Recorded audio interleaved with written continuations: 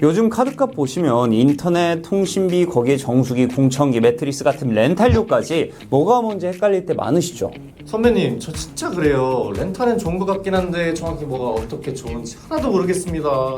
좋습니다. 그러면 오늘은 실제 상담 오실 때 가장 많이 하는 질문들만 골라서 차근차근 짚어보도록 하죠. 시청자들 대신해서 물어보신다고 생각하시면 됩니다. 그럼 제일 기본적인 것부터 여쭤볼게요. 렌탈이랑 할부가 뭐가 다르다는 거예요? 매달 돈 나가는 건 똑같은 것 같은데요? 제일 많이 받는 질문입니다. 할부는 제품값을 몇 달로 나눠서 내는 것 뿐입니다. 고장나면 수리비, AS는 전부 따로 들어가죠. 반대로 렌탈은 제품 값만이 아니라 전기 관리, 필터 교체, 고장났을 때 AS 방문, 모든 것을 한 덩어리로 묶어서 매달 구독료 내듯이 사용하는 구조라고 보면 됩니다. 그럼 이게 항상 헷갈립니다. 렌탈로 쓰는 정수기나 공기청정기 제 건가요? 회사 건가요? 법적으로는 회사 소유입니다.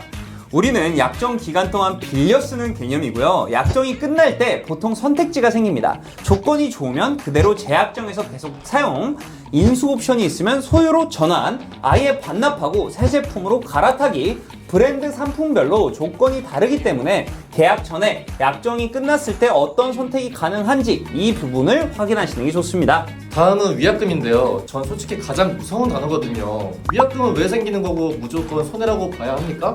위약금 자체는 구조가 단순합니다. 회사 입장에서는 정수기든 매트리스든 공기청정기는 몇 년 동안 나눠서 받겠다고 깔아놓은 금액이 있어요. 그런데 중간에 저 이제 안 쓰겠습니다 하고 해지를 하면 아직 받지 못한 금액이 남죠. 그걸 한꺼번에 정리하는 게 위약금입니다. 무조건 손해라고 보기는 조금 어렵고요. 언제 해지하느냐가 가장 중요합니다. 약정 초반에 끊으면 위약금이 크게 나올 수 있고 약정 막바지에는 위약금과 새 상품의 혜택을 함께 봤을 때 오히려 갈아타는 게 이득인 경우도 있습니다. 그래서 그냥 위약금이 무서워서 아무것도 못하겠다 이런 게 아니라 지금 정리하는 게 나은지 조금 더 쓰다가 정리하는 게 나은지 한번 계산해 보시는 게 좋습니다. 이사할 때는 어떻게 되는지도 궁금합니다. 이사 가면 렌탈 제품은 어떻게 처리해야 하나요? 그냥 놔두면 알아서 오나요? 이 부분도 많이 여쭤보십니다. 보통은 이사 최소 2주 전에는 렌탈 회사에 미리 연락을 주셔야 하고요. 제품에 따라 철거, 재설치 비용이 들어가는 경우도 있고 무료로 해주는 경우도 있습니다. 그리고 집 구조가 바뀌면 그 타이밍에 그대로 가져가는 게 맞는지 아예 모델을 바꾸는 게 맞는지 같이 비교해 보는 게 좋습니다. 특히 약정이 끝나는 시점이랑 이사 시기가 겹치면 조건이 더 좋아지는 경우도 있어서 한번 상담 받아보시면 좋을 것 같습니다. 제가 제일 많이 하는 생각인데요. 렌탈료가 계속 나가면 결국 사는 것보다 손해 아닌가요? 그렇게 느끼실 수 있습니다. 특히 정수기, 연수기, 매트리스, 공기청정기 같은 제품들은 공통점이 하나 있어요.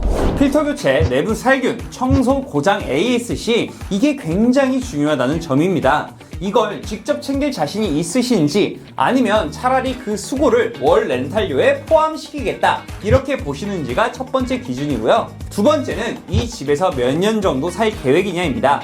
2, 3년만 살고 이사할 가능성이 큰데 큰 가전을 한 번에 사버리면 나중에 옮기고 중고로 처분하고 이 부분이 더 부담될 수 있습니다. 반대로 지금 집에서 7년, 10년은 충분히 살 것 같다 이런 게 확실하면 그때는 렌탈 구매를 숫자로 놓고 비교해 보는 게 좋을 것 같습니다. 현실적으로 이런 것도 궁금합니다. 예를 들어 1년 반값 이런 이벤트 있잖아요. 1년 지나면 진짜 확 올라가는 겁니까?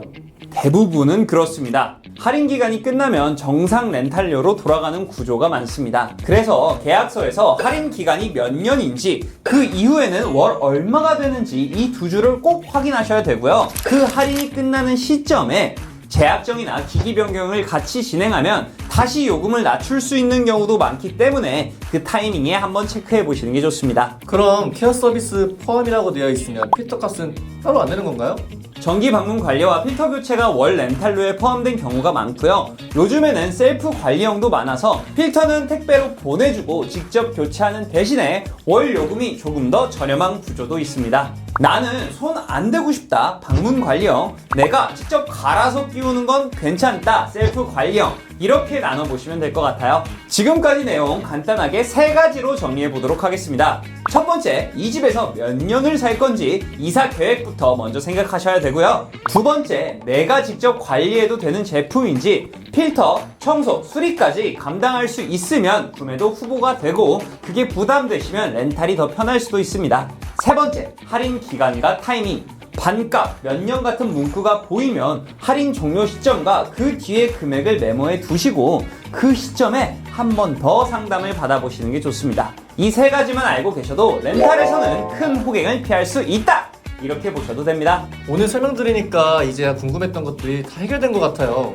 그래도 혼자 계산하려면 조금 막막하긴 하네요. 맞습니다. 실제로도 집에 어떤 렌탈 제품이 몇 개나 있는지, 각각 약정은 얼마나 남았는지, 이사 계획은 있는지 이렇게만 정리해도 앞으로 나갈 렌탈료를 꽤 줄일 수 있는 경우가 많습니다. 혼자서 조건 하나하나 비교하시기 어렵다면 1522-8399 대표번호로 문의 주시거나 고정 댓글에 있는 카톡 상담 링크로 연락 주시면 고객님 상한 기준으로 유지할 것, 갈아탈 것, 정리해도 되는 것 이렇게 나눠서 한 번에 정리 도와드리겠습니다. 오늘 영상이 렌탈, 막막하게 불안하다는 느낌에서 이런 기준으로 보면 되는구나로 바뀌는데 도움이 되셨다면 좋아요, 구독 한 번씩만 눌러주세요. 시청해주셔서 감사합니다. 안녕!